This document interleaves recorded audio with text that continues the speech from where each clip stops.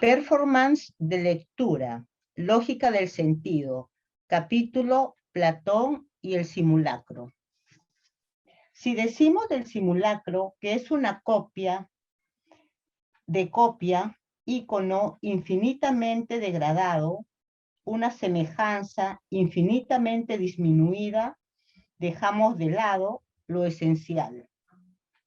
La diferencia de naturaleza entre simulacro y copia, el aspecto por el cual ellos forman las dos mitades de una división. La copia es una imagen dotada de semejanza.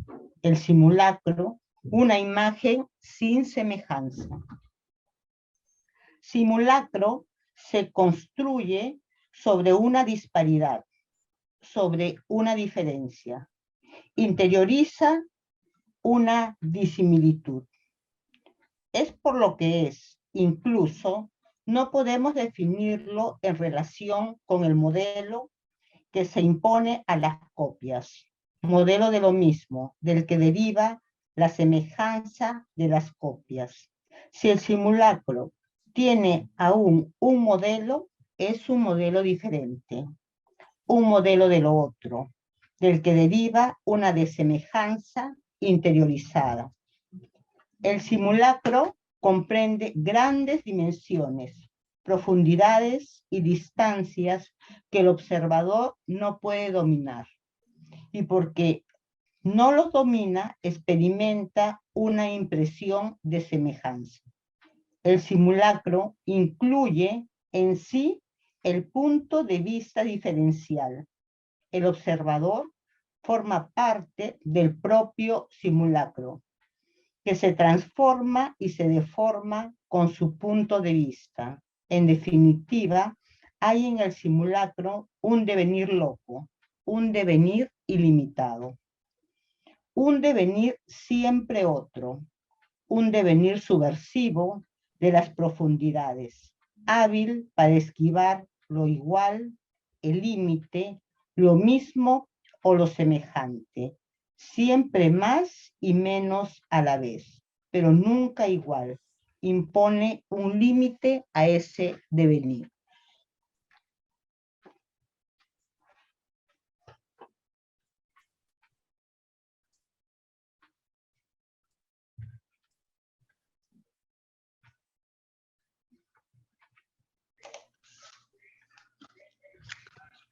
Performance de lectura, lógica del sentido, capítulo Platón y el simulacro.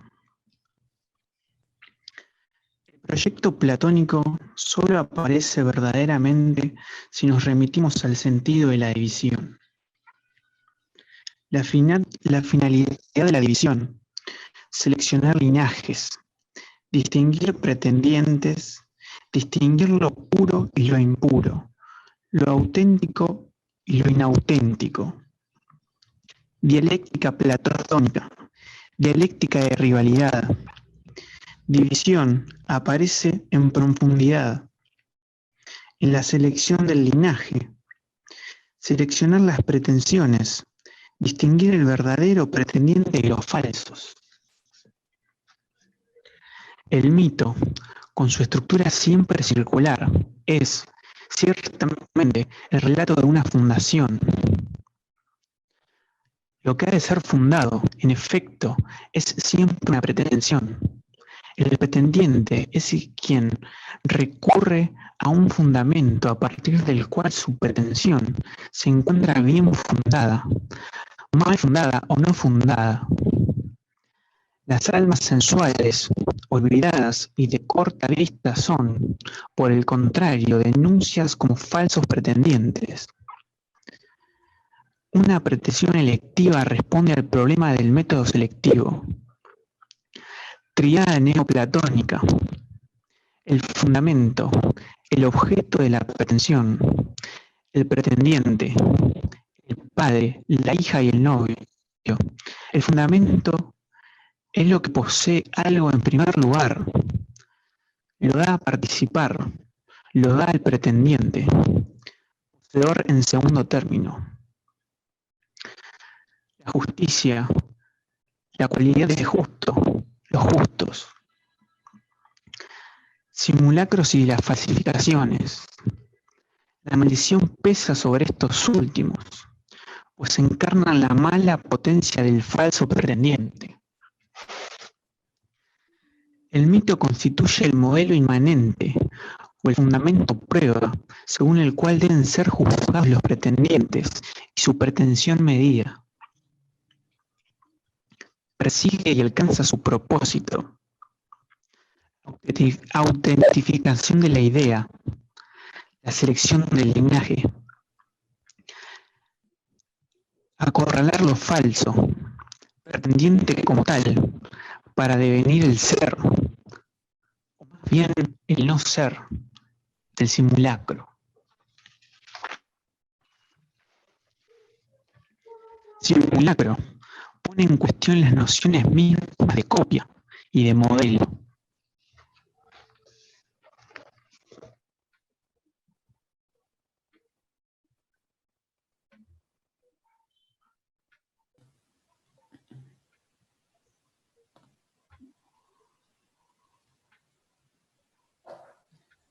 Performance de lectura, lógica del sentido, capítulo Platón y el simulacro.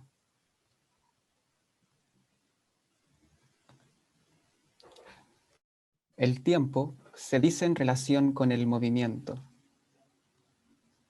Es por ello que hablamos de un tiempo de pensamiento en relación al movimiento del átomo en el vacío y de un tiempo sensible en relación a la imagen móvil que percibimos o que nos hace percibir las cualidades de los compuestos atómicos.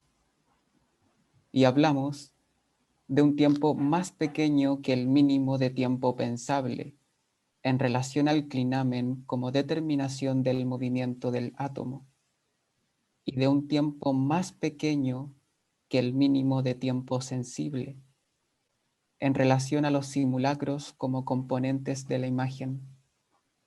Hay incluso para estos compuestos órdenes diferenciales de rapidez, emanaciones profunda, que son menos rápidas que los simulacros de superficie, y estos menos rápidos que la tercera especie. Es posible que el movimiento en todos estos sentidos sea constitutivo de acontecimientos, eventa a lo que Epicuro llama síntomas, en oposición a los atributos o propiedades conjunta, hasta el punto de que el tiempo ha de ser llamado el acontecimiento de los acontecimientos, el síntoma de los síntomas que sigue del movimiento, porque los atributos son propiedades que no pueden ser abstraídas o separadas del cuerpo. Así la forma, la dimensión o el peso del átomo, o bien las cualidades de un compuesto que expresan la disposición atómica sin la cual deja de ser lo que es, calor del fuego, fluidez del agua. Pero el acontecimiento expresa más bien lo que sucede o se va sin destruir la naturaleza de la cosa, por consiguiente, un grado de movimiento compatible con su orden.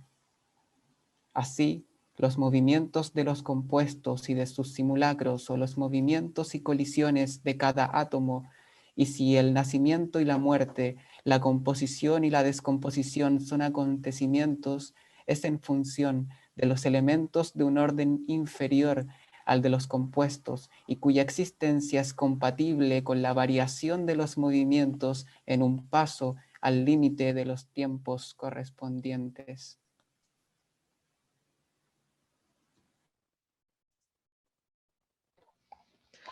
Performance de lectura, lógica del sentido, capítulo Platón y el simulacro.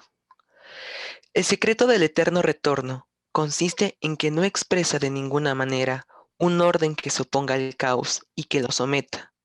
Por el contrario, no es otra cosa que el caos, la potencia de afirmar el caos. Hay un punto en el que Joyce es nietzscheano, cuando muestra que el vicus of recirculation no puede afectar ni hacer girar un cosmos. El eterno retorno sustituye la coherencia de la representación por otra cosa, su propio caos errante. Y es que, entre el eterno retorno y el simulacro, hay un vínculo tan profundo que uno no se comprende sino por el otro. Lo que retorna son las series divergentes, en tanto que divergentes, es decir, cada una en tanto que desplaza su diferencia con todas las otras, y todas en tanto que involucran su diferencia en el caos sin comienzo ni fin. El círculo del eterno retorno no es un círculo siempre excéntrico, para un centro siempre descentrado. Klaussowski tenía razón al decir del eterno retorno que es un simulacro de doctrina. Es sin duda el ser, pero solamente cuando el ente es, por su cuenta, simulacro.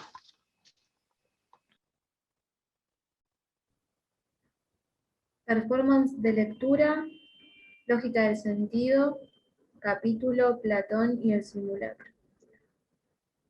¿Cómo impedir la ilusión sino por la distinción rigurosa del verdadero infinito y de la justa apreciación de los tiempos encajados unos en otros con los pasos al límite que implican? Tal es el sentido del naturalismo. Entonces, los propios fantasmas se convierten en objetos de placer, incluido el efecto que producen y que al final aparece tal cual es, un efecto de velocidad y de ligereza, que se liga a la interferencia exterior de objetos muy diversos, como un condensado de sucesiones y simultaneidades. Al que pregunta, ¿para qué sirve la filosofía? Es preciso responder, ¿qué otro interés tiene que no sea el de erigir la imagen de un hombre libre y denunciar todas las fuerzas que tienen necesidad del mito y de la inquietud del alma para asentar su potencia?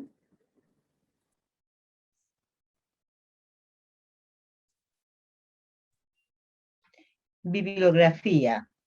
Gilles Deleuze, Lógica del sentido. Intérpretes. Hilda Fuentes, Matías Ferrante, Lucas Julio, Alejandro Flores, María Sinaí Bayen.